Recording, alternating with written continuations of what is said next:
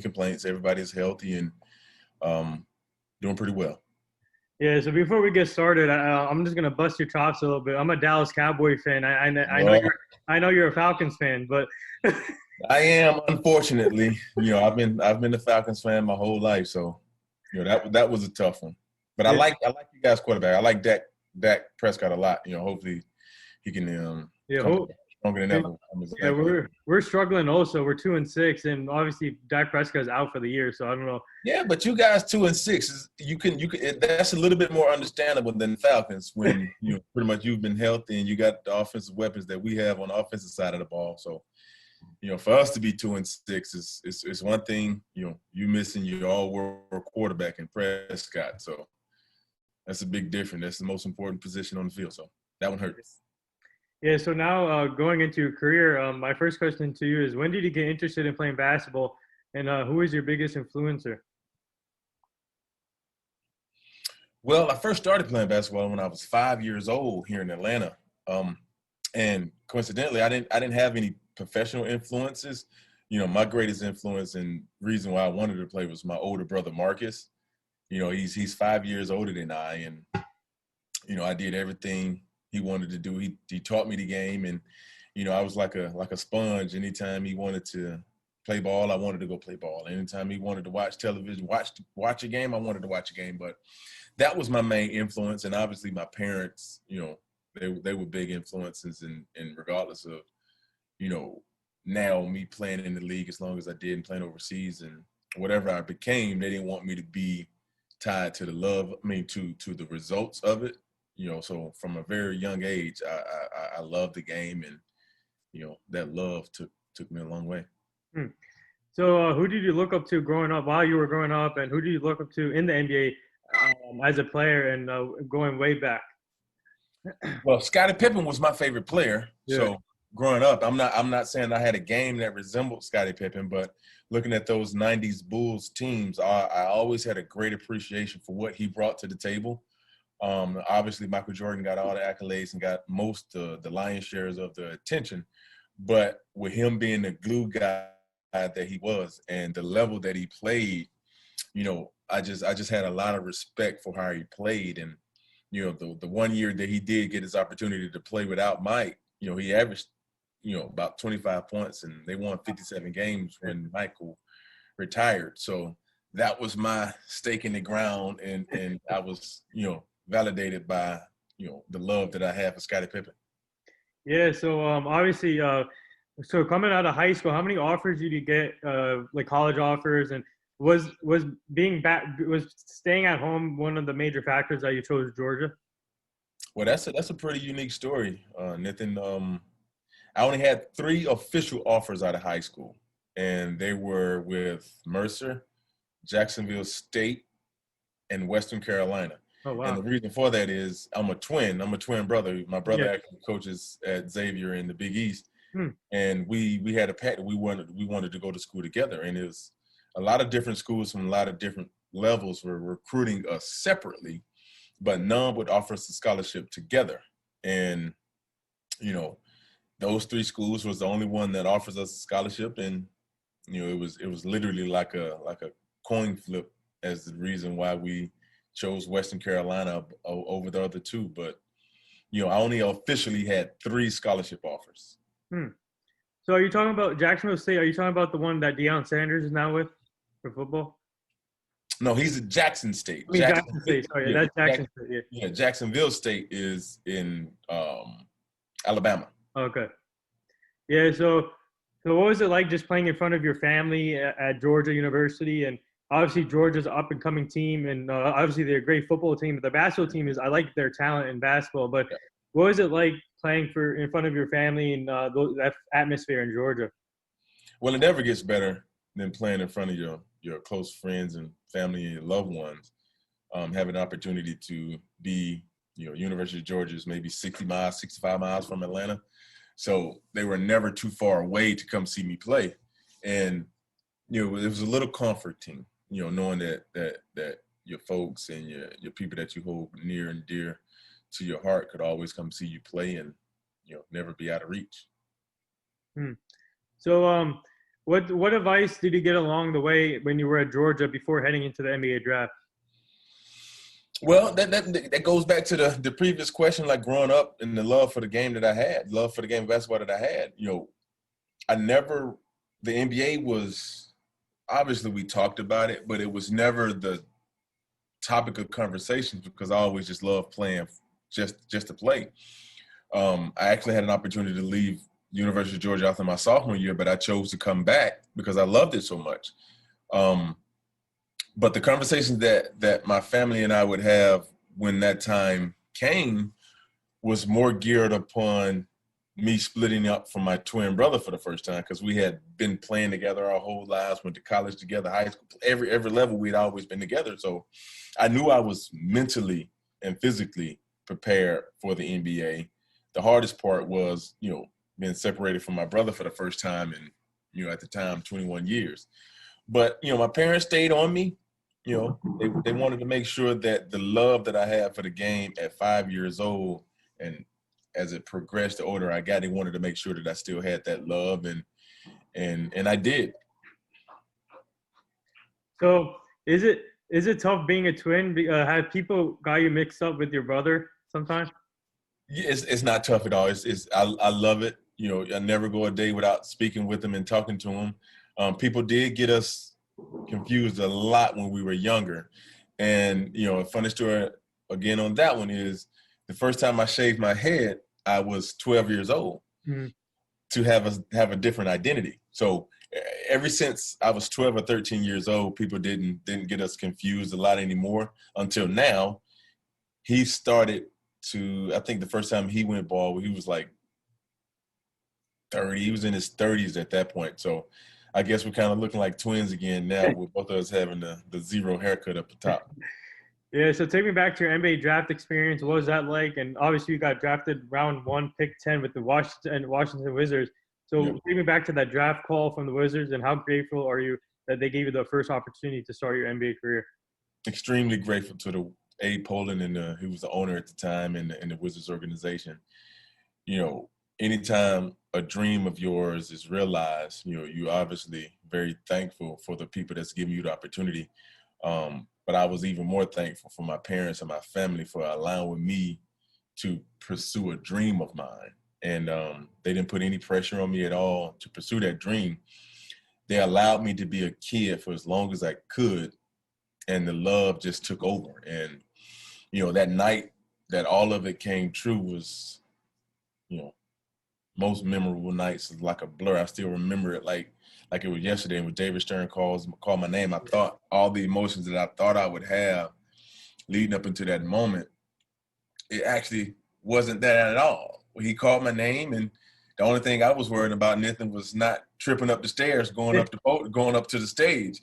Because I had on some slick bottom shoes, and the steps, I can't remember if it had carpet or not, or if it was just basic steps. I just didn't want to trip over myself going up to shake the commissioner's hand. But it was a night that I remember for my entire life, and I'm eternally grateful and blessed to have been in that situation.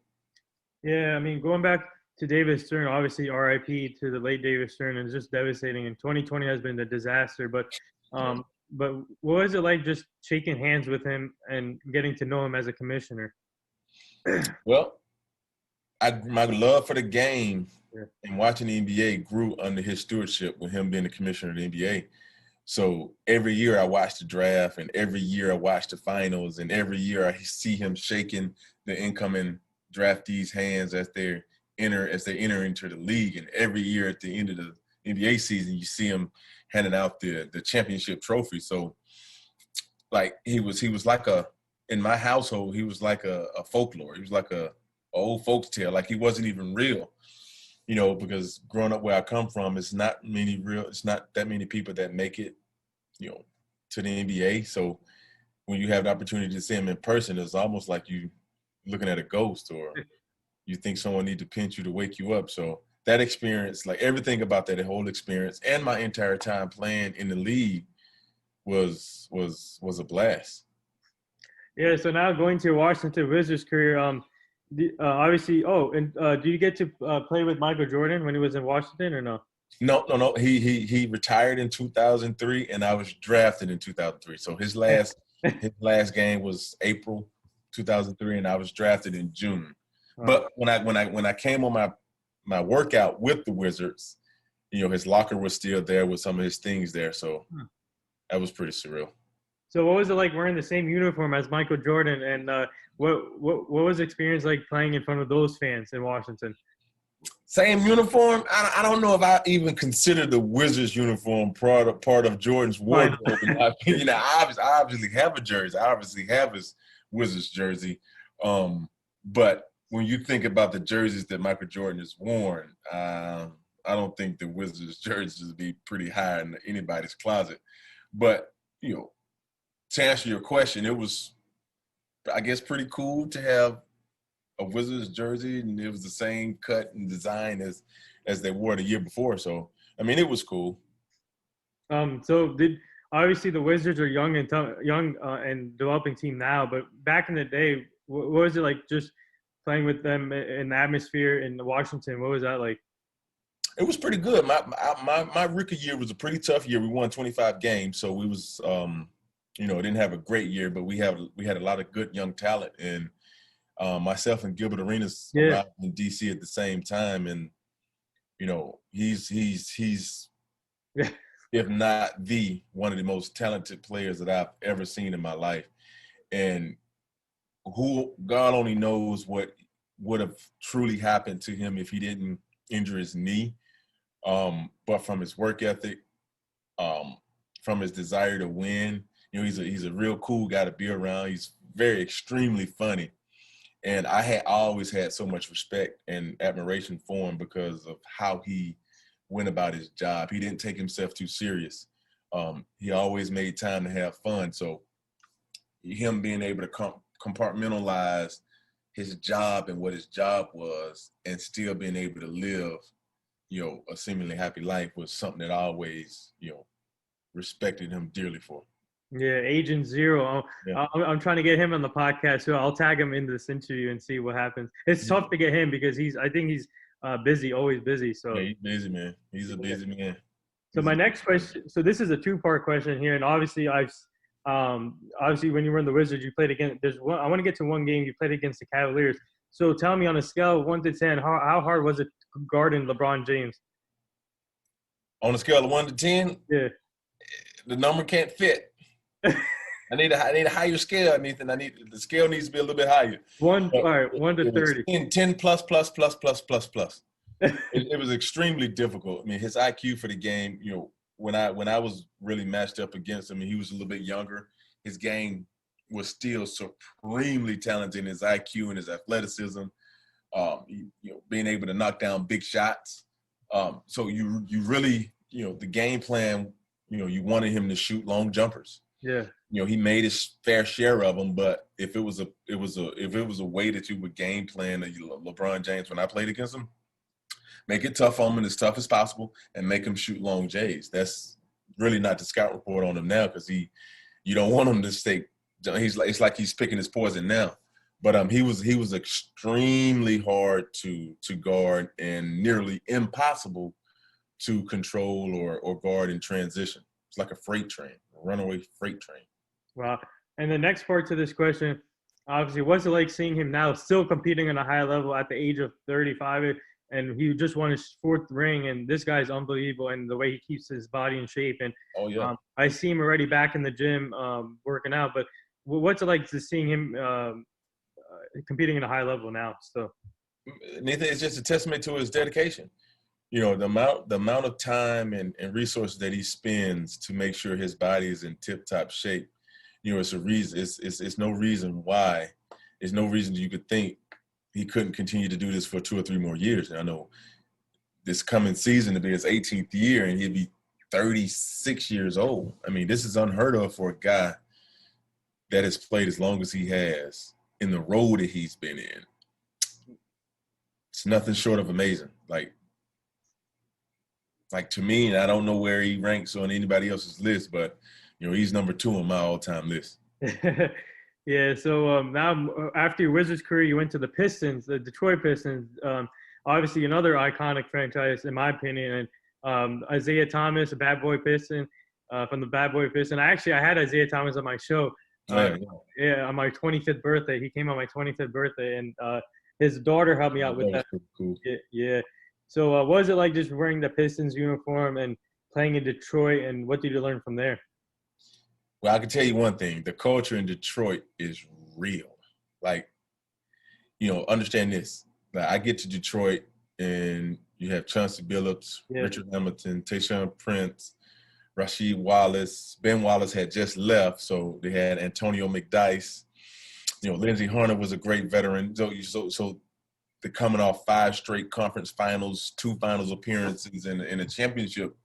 During this 6-year stretch, and you look at the leadership of that team, and Flip Saunders, the great late, rest in peace, Flip Saunders.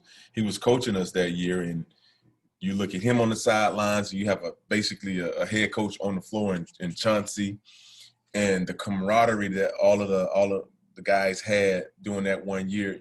Rasheed Wallace, for all the,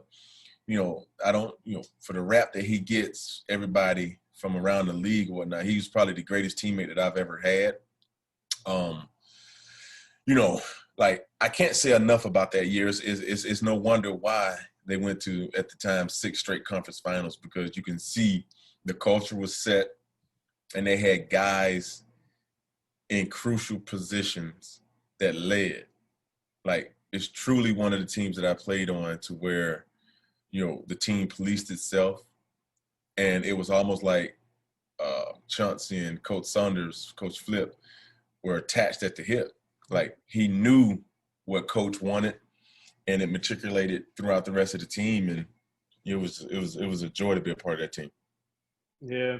Obviously, what was it like playing underneath the coach, late Flip Saunders, and now his son is having success as a coach in the NBA? Yeah, it was Flip was an offensive genius. He would draw up plays that we would never practice, but somehow we all would understand. And like, he had an uncanny ability to be able to predict where certain guys would get certain shots from based on, when you look at the scout report, we had advanced scouts that give you so much information to where, you try to put together a game plan based on, previous actions from the other team. And he would always have us prepared for the team that we were playing and had time to really scout. And our playbook would change based on how the opponent, he would think the opponent would try to take away some of our greatest strengths. So he was always good at the chess piece and playing the chess part of the game, and, having a play that he would just run just to get it in the defense's mind and then throw a counter at the end of the game. So he was great in those type of things. So what was your reaction when they took down the stadium, the Palace of Auburn Hills? It was pretty surreal. I mean, because we saw it every day. Our practice facility was basically on the same lot as the Palace. So to see them actually tear it down, it was kind of hard. I only played there 1 year, but that 1 year was a pretty special year for me. It was kind of hard. It was kind of hard. So after your Pistons career, you moved on to the New Jersey Nets, and obviously they went through their struggles during that time. But what was it like playing in New Jersey in front of those fans? And actually, you had some really talented teammates too in New Jersey. Yeah. My first year I played with Vince Carter, and we just missed the playoffs that year. The year before, I think they traded Jay Kidd and Richard Jefferson. So they was in sort of a rebuild, and we just missed the playoffs that year. Played pretty well, and they blew it up that summer. And the rest is history. I think we won 12 games that year. Yep. I tore my hamstring the first game of the year, so it's a pretty tough year. Yeah, but so especially what was it like playing with Vince Carter? Actually, tomorrow I'm having Chris Childs on my show tomorrow. He played with Vince Carter in Toronto. So, but what was it like playing with Vince Carter in New Jersey? And obviously, he's known for his dunks. I was about to say, first thing, half man, half amazing. A lot of people get caught on his dunks, and true basketball fans know that Vince was more than just a dunker. Yeah, like, he was a extremely skilled basketball player with a very high basketball IQ. Not only could he dunk it, he can shoot it from 40 feet. He can penetrate. He can make, dish it off to his teammates, be a creator. So he was a supremely talented player when I played for him. And, I look forward to, 5 years down the line, him being inducted to the Basketball Hall of Fame. Yeah. And also, did you get to play with Eddie Gill when you were in New Jersey? I did. Eddie Gill Yeah. was there. Yeah. Yeah, I had him on the show also, Eddie Gill. So Yeah. Wow. Great guy. yeah, he's obviously he's doing great stuff now with the Indiana Pacers covering them. And but so my next question to you is, so when you were in New Jersey, I want to get to one game that you played against the Wizards, your former team. What was it? What was that like playing against your former team, the team that drafted you? And obviously they had Caron Butler that time. And what was it like competing against Caron Butler? Well, I played with Caron. Yeah. For when I was in the Wizards before I left to go to Detroit. It was obviously you playing against your former team. You get a little hyped up for it or whatnot, but other than that, it was just another game. I prepared for that game like I prepared for any other game. But it just so happened to be against the team that I played for. Yeah. So now going to your overseas career, obviously they play a different style of basketball. And what was that like playing overseas after playing NBA? And how was it hard transitioning from NBA to overseas? Or I'm not gonna say it was hard. At the time I decided to go over, the NBA was in a lockout, and I was contemplating. That's right. Yeah. I was contemplating, not playing or just wanting to play and just kind of wait out the lockout. But I went over there and I enjoyed it, and the compensation was pretty good. And that's not the only reason why I went, but the experiences that I attained over there were great. It was very I was amazed at how much I enjoyed playing over there, and I ended up staying over there 5 years for the rest of my career. But it wasn't. The game is different, Nathan. Spacing isn't there. But all in all, I enjoyed my experience playing overseas. Yeah. So that's the year when D. Will went to Turkey, right? Mm-hmm. Okay. Yeah. That's how I remember, because D. Will was in New Jersey, and then he went to Turkey. So, but explain to me in overseas. Obviously, this is a fast-paced offense, in my opinion. And for example, Luka Doncic, you can see him, a European player coming from Europe, and he's already a star in the league. So, do you think starting in the NBA, so if you were as a player, would you prefer going overseas first before the NBA, or going to the NBA first or overseas, depending on how the thing works out? Well, if I had the choice, I would always choose the NBA. It's the greatest league in the world. So, I mean, if you have an opportunity to play there, I would obviously, start in the NBA first. And getting to Luka Doncic, the game is so much different now than when it was when I played in the league. It's because it's in a lot of ways it's more European. It's a lot of European. So a lot of guys that play the European style, you kind of fit right in. You always had the versatile big men playing overseas, and all the, basically it seems like everybody that is on the floor could either pass, shoot, and dribble and do it all. So you see the NBA kind of playing the same kind of small ball system to where, it's positionless. You got, if you're able to do it, if you can handle the ball, you got 6'10" point guards and, 6'6" centers. So it's flipped, but, a lot of it is from the European effect on the game. Yeah, so I'm probably you got asked this question already, but before, was it tough on your family when you guys had to move to overseas? Yeah, it was tough. At the time I had 2 small kids, so my wife and my kids didn't come immediately. So that was tough being away from my family. But like I say, I never got any grief about it, because you just understand the sacrifices you got to make when you're in your pursuit of your dream. So, but it was definitely tough being away. So what's your favorite food from overseas, and did you learn any languages there? Yeah, I learned the local languages, but it was nothing more so than just having you're asking what something is or something like that. But I was never able to speak it fluently. But I played in Italy one year, and actually the pizza in Italy is amazing, as you can probably imagine. not anything like in the United States. It's more, just say the pizza. I just say that. I can't even describe it. It's just the pizza in Italy. Yeah. So now after your NBA career and overseas career, and obviously, by the way, whoever said Jarvis Hayes wasn't a great player, you were, in my opinion, you were a great NBA player and a great overseas player. So, Thank you, uh, sir.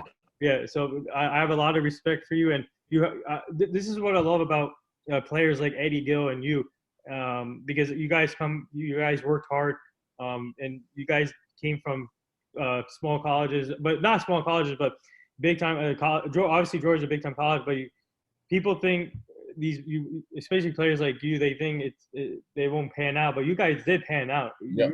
That's what I like about you guys, because you're underdog. You guys remind me of the underdog players where you work hard, and then like diamond in the rough players. So that's you guys had great NBA careers, in my opinion. Thank you, sir. Thank you. Yeah. So my next question here, obviously, how grateful are you that Morehouse College gave you that first opportunity to start your coaching career? Unbelievable. Grady Brewer. I've known Coach Brewer, since I was a sophomore year in high school when he came to see us play.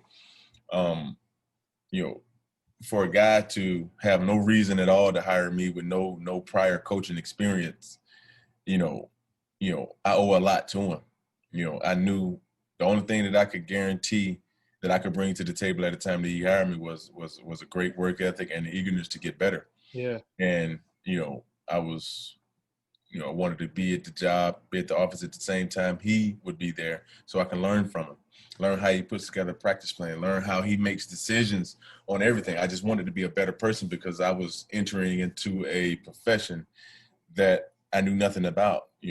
One of the misconceptions that a lot of people confuse is like the fact that you played the game of basketball. People think it's quite natural to want to coach it. And even though a lot of people want, it's extremely hard going from playing and then trying to articulate what it is that you know. And a lot of things that I did came natural. That the difference between coaching it and playing it, there's a gap. And having that year under Coach Brewer and seeing how he communicated and how he ran his practices and coached in the games and dealt with everything with being a coach at the collegiate level, I will always be grateful for him. Yeah. So what's it like now being an assistant coach, obviously at Morehouse, and now Georgia State University? You're back home. So what's it like just being assistant coach and teaching these kids how to become better basketball players, just like you, and giving them some advice? And what's it like seeing these kids improve every day? It's amazing. It's amazing, but I have to take it back to Coach Lanier, and who's the head coach at Georgia State, Rob Lanier. At the time he decided to hire me here, I had 1 year of coaching experience at the collegiate level, and it was at the Division II school, Morehouse. So the same sentiments that I have about Coach Brewer with hiring me then is that with Coach Lanier, because a man with the resume that he has and the places that he's been and the players that he's coached, for him to think enough of me to want me to be a part of his initial staff here at Georgia State.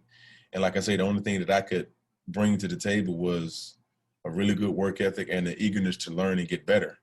And watching him in his everyday walk, watching him in his interaction with our players and how he handles different situations here, I'm equally as grateful to him that I am with Coach Brewer. So, I feel like that I'm like a kid in a candy store to be born and raised in Atlanta, Georgia, and to be a college coach for 2 years, and those 2 years being in the city that I was born. I don't know if it's too many. I'm pretty sure I haven't done any research on it, but I'm pretty sure it's guys with the same background and the story as myself, but Nathan is probably not that many. So, like I say, I'm an easygoing guy, and I'm always looking at it as a glass half full. But in this situation, with me entering into my college coaching career, the glass is all the way full. Yeah. So, especially during this time, have they give you guys any updates when you guys going to start the season, or what have you guys been doing just to keep these players ready for the season? And have you guys been doing like weekly Zoom calls? with the Well, team? yeah. We've been practicing full bore since October the 14th, and right now we're scheduled with no hiccups. With any hiccups, keeping my fingers crossed and knocking on wood. Our first game is scheduled for November the 25th. Okay. So hopefully we can continue to keep the safety measures that we have in place here at Georgia State and be able to play a season. I know it's going to be tough, and we have a great administration here that's putting together and putting forth the effort for us to be able to play a season. So, we just got to, keep our guys, out of harm's way, and try the best we can to prepare for a season. Wow, right before Thanksgiving. Oh yeah, Yes. Thursday, Wednesday. I mean, Thanksgiving the next day. Yeah. So, what advice would you give these young? Obviously, you coach young players and athletes, but what advice would you give other kids that are trying to get to their goals, wherever it will be?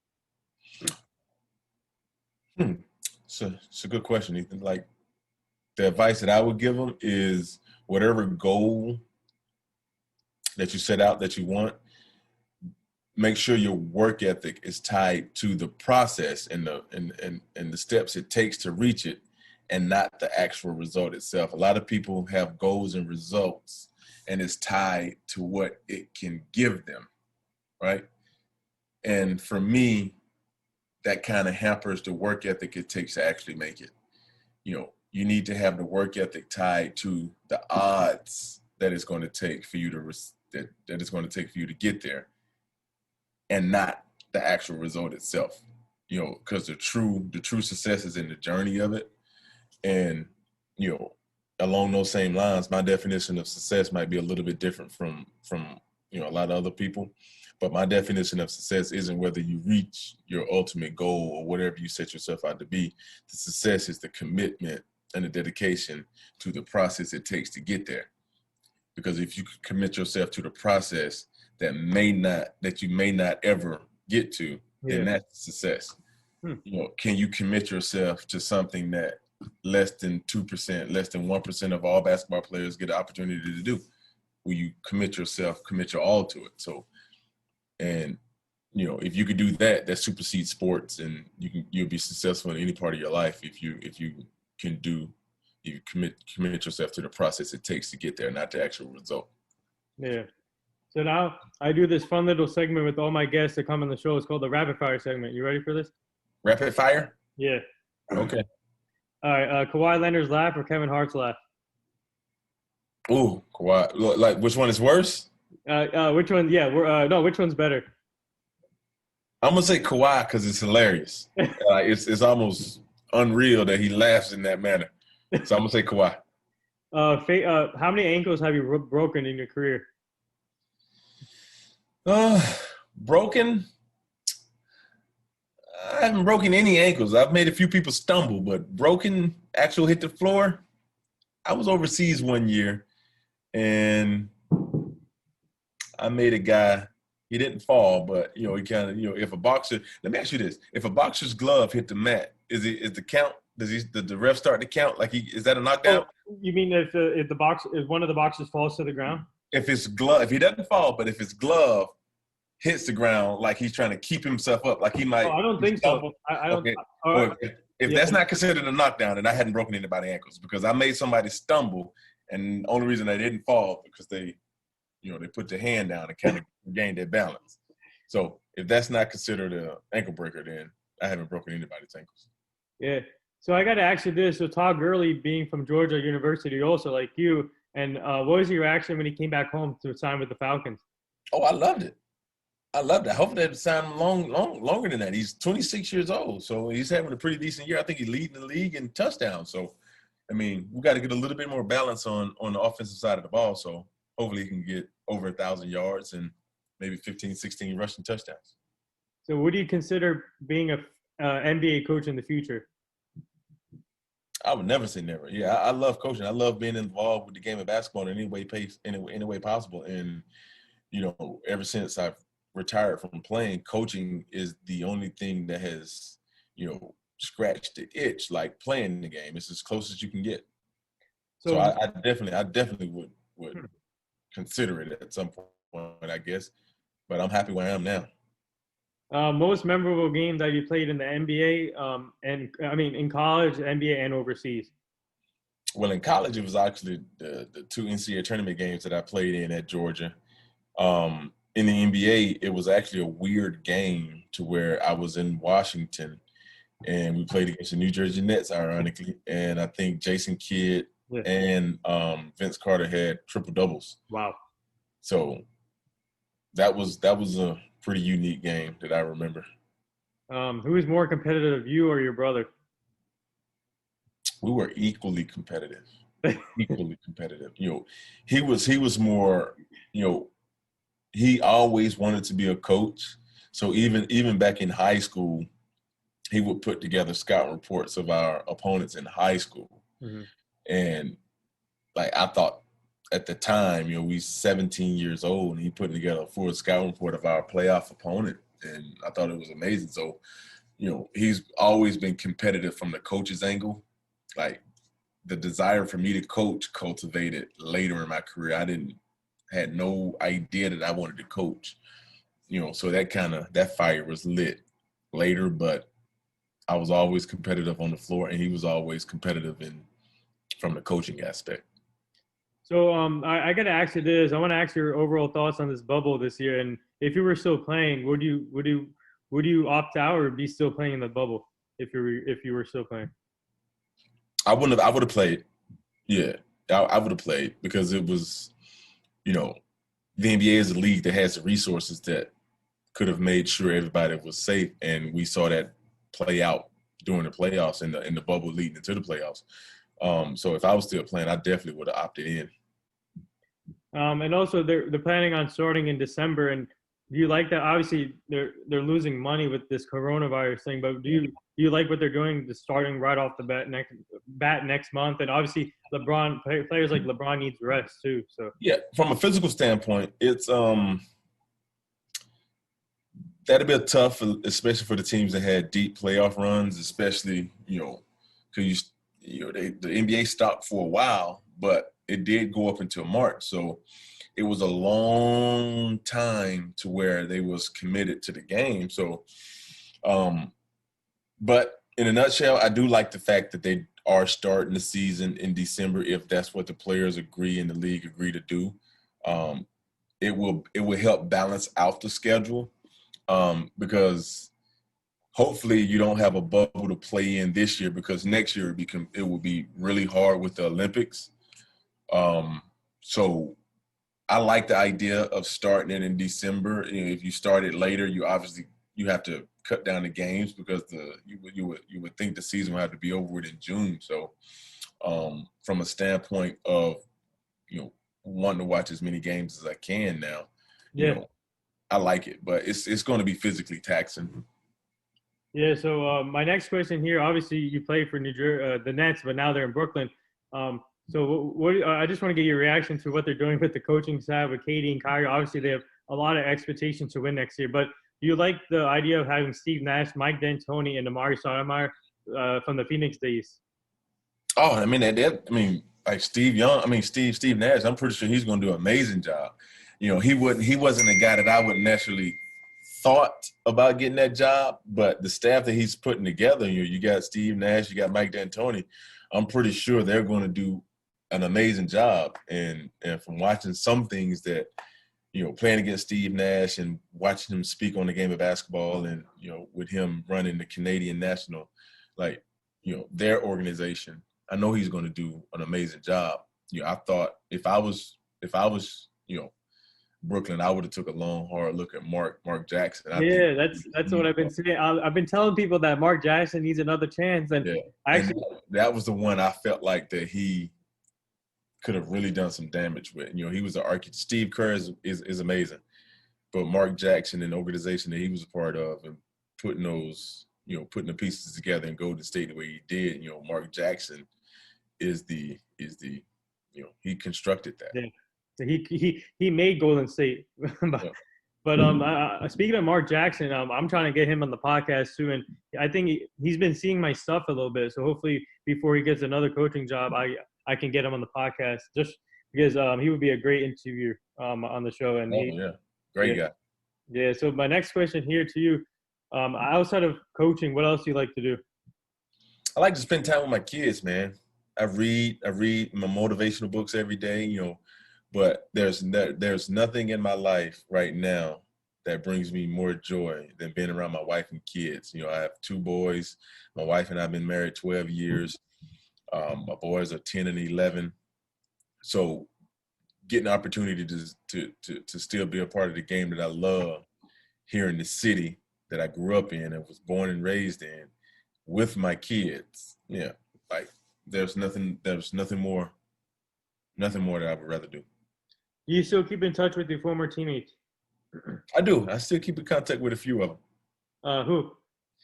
Ronald Dupree, I played with him in Detroit. Me and Rashid keep close What? tabs on each other every now and then. Actually, Gilbert and I, we keep up with each other a little bit. Jason Maxill. Ben Wallace? I didn't play with Ben. Oh, you didn't play with it. Yeah, He, that's right. he was already gone by the time I got to Detroit. Mhm. Antonio Daniels, I played with him in Wow, Washington. Antonio Daniels, yeah. Yep. So, those are probably the main ones.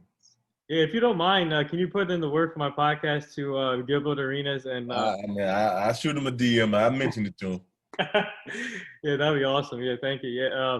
So my next question to you, a couple more things before I let you go. How grateful are you throughout your career? You got to play with great players, great teammates, and like Vince Carter, Caron Butler, Tyshawn Prince, Rasheed Wallace, and what was it like? How grateful are you that you got the opportunity to play with legendary players and great teammates? Yeah, I always be grateful for it. You get the opportunity to play next to guys that one day going to be in the Basketball Hall of Fame, and being able to witness greatness on an everyday basis. That's something that I don't take lightly. And you only live once, and if it was my time to go right now, I would say the experience was pretty amazing. Yeah. So the last two things. Oh, before we get to the last two things, what was your pregame music? I was never a big pregame music guy. I used to meditate a lot. So Oh, I used to sit in silence and try to come one within myself. And it was it's a lot quieter in my locker. yeah. So the last two things here. This is a question I've been bringing up to all my guests about the late Kobe Bryant. It was just devastating to see, and especially his daughter was involved. And Mm. um, he was one of my role models growing up, and obviously you played against him. And um, I had the girl dad shirt on for Kobe. Shout out to Ellie Duncan from ESPN. She started that movement. But so what was it like competing against him? And did you guard him too throughout your career? Yeah, Gardner, yeah, I got a piece of it. Yeah. So Yeah, I got a piece what of was it. it like just competing against him, playing against him? Obviously, he brings a lot to the court and off the court too with the women's game, and he was well respected. And when you heard that, do you remember where you were at the day with your family when I you heard remember that? I remember exactly where I was January 26, 2020. I was actually on the campus of Georgia Tech, and my oldest son, we had like a tutorial session set up for him, and I was sitting at the table and she was giving us a breakdown of what to expect, and you know the assignments that she had given him. And I got a message on my phone, and I thought it was fake because a lot of people you fake death messages and whatnot, and I think it was from TMZ. Yeah, TMZ. I don't know. Yeah, I think it was from TMZ, and you know I said, man, I was in mid sentence. My wife and I was talking to the teacher, Yeah. and like my whole demeanor changed, and everybody looked at me at like what happened. I was like, Kobe Bryant just died. But when TMZ reported it, you try to search ESPN and Well, Google, and you couldn't find anything. I was like, it got to be fake. If TMZ reported it, if ESPN hadn't put it out, then it's probably not real. But 5-10 minutes later, you start seeing more reports come through your phone. I was like, oh my God. So I mean, I was shook, man. I was in tears, just in complete disbelief. Like I say, I didn't know Kobe personally at all, more than like most guys you compete against, and you have conversations on the game and you watch his greatness and how he went about, his job, his craft is just unreal to think that he's going. I was looking at a picture on Instagram of him, I think a couple of days ago. I was like, every time I see a picture of Kobe, I can't believe that he's gone. So, he was just surreal. Just Nathan, I still don't believe it now, but Yeah. it's real. Yeah. The only people I believe that reports for the NBA is Woj, Shams, and Rachel Nichols. That's the only three who I believe. Yeah. But like competing against Kobe, and what was that? Just what was that like? And did he talk to you on the court during the game? Because I know he likes to talk to players during the game. Yeah, man. I think he like. Yeah, he would talk shit. Excuse me. He would talk. I'll tell you, you're good. If you rile him up, he spoke, but I never talked shit to him, so he never had a reason to go at me, even though he still might have had 30 or 40 points. But he got that on everybody. Right. I didn't want to give him any other reason or any other ammunition to try to go for 60 or 81. I don't know what the hell Toronto did. No. But I didn't want to do that. So just a follow-up question to this, what was it like seeing LA being a title town with the Dodgers and the Lakers for Kobe? And they've been through a lot with the wildfires too. Yeah, I'm glad the city had to experience that, but I'm an Atlanta Braves fan, and the Dodgers came back from 3-1. But it's good. It was like the Lakers, especially winning the championship the year that Kobe died. I'm pretty sure this year means everything to them, and I was glad to see. I was rooting for him, so I was glad to see LA do it and winning, and in Kobe's honor. Yeah. But speaking of your Braves are talented, man. Those Braves are not going to go away. They're going to win. They're going to win the NL East again this year. So. They should. I'm gonna knock on wood. I don't like to jinx my team. I think Atlanta's a snake-bitten city. So yeah, I'm a Yankee fan. So yeah. So the last thing here before I let you go, this is would you like to say anything to all the nurses, doctors, and essential workers right now? Oh, absolutely. Thank you guys for your time, putting yourself and your family at risk to make sure we are all safe. So I thank you for your dedication. I thank you for your time. I thank you for your efforts. It definitely does not go unnoticed. And thank you from the bottom of my heart. Well said. And there it is, guys. Episode 588 with Jarvis Hayes, former NBA player, former overseas player, now assistant coach at Georgia State University. And this has truly been an honor. Thank you again for coming on the podcast and thank you. Making it happen. And I'll post this on all social media formats so people see this. And keep up the great work. Keep grinding. Hopefully we see you as a coach in the NBA. And but like I said, you had that underdog mentality and you kept it. And you're obviously a great NBA player. But yeah, keep grinding and you and your family stay safe. Thank you. You too. Thank you. All right.